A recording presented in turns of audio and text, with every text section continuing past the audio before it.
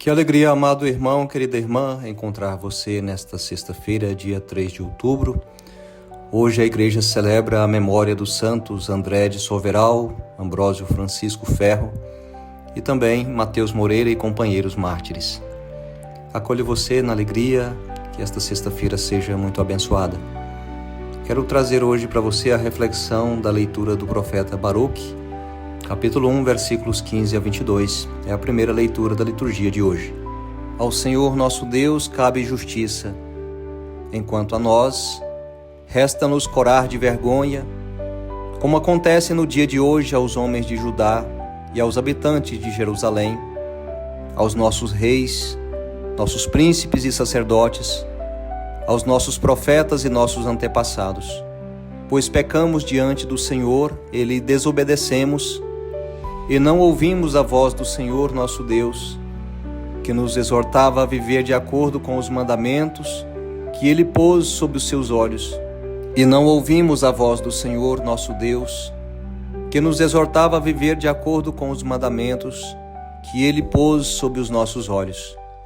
Desde o dia em que o Senhor tirou nossos pais do Egito até hoje, temos sido desobedientes ao Senhor nosso Deus. Procedemos inconsideradamente, deixando de ouvir a sua voz. Por isso perseguem-nos as calamidades e a maldição que o Senhor nos lançou por meio de Moisés, seu servo, no dia em que tirou nossos pais do Egito, para nos dar uma terra que mana leite e mel, como de fato é hoje. Mas não escutamos a voz do Senhor nosso Deus, como vem nas palavras dos profetas que Ele nos enviou, e entregamo-nos cada qual às inclinações do perverso coração, para servir a outros deuses e praticar o mal aos olhos do Senhor nosso Deus. Palavra do Senhor, graças a Deus. Querido irmão, querida irmã, antes de começar a nossa reflexão, convido você, de um modo especial, você que é novo aqui no canal, você possa se inscrever, também deixar aí o seu comentário, porque assim o YouTube entende como um bom conteúdo e sugere esse conteúdo a outros.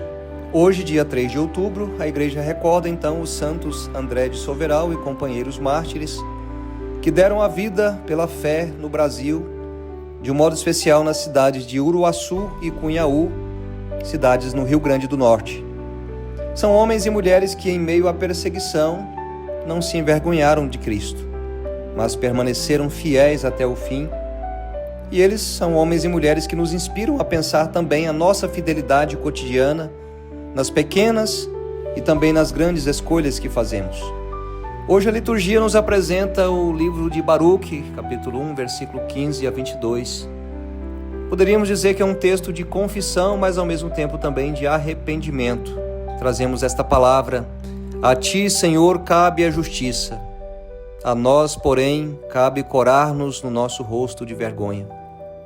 Pecamos contra o Senhor, desobedecemos a sua voz. Aí uma constatação de uma oração feita a Deus. O povo exilado percebe que o sofrimento não caiu do céu por acaso, mas muito mais foi fruto de uma infidelidade, da escolha de andar sem Deus. E aqui uma grande constatação para nós, e poderíamos dizer uma grande lição. Toda desobediência traz consigo consequências. Dá para entender isso com coisas bem simples do dia a dia, se a gente pode fazer aqui algumas analogias. Quem insiste, por exemplo, em comer errado, não cuida da saúde, e mais cedo ou mais tarde vêm os problemas de saúde. Ou também quem, através do consumismo, gasta e gasta sem parar, chega uma hora que o peso das dívidas traz consigo também as suas consequências. Também pensar as traições, seja a traição de um amigo ou mesmo dentro do casamento. Quem trai a confiança, depois colhe também consequências diante desta realidade. Assim também é com Deus, amado irmão, querida irmã. A infidelidade gera feridas espirituais e também até mesmo sociais. O povo de Israel experimentou isso no exílio. Nós experimentamos quando deixamos a oração, quando você opta por viver o pecado, quando se acostuma a quebrar os mandamentos da lei de Deus. Santo Agostinho dizia: o pecado é como uma ferida, dói, mas se você não trata, ele pode tornar-se mortal.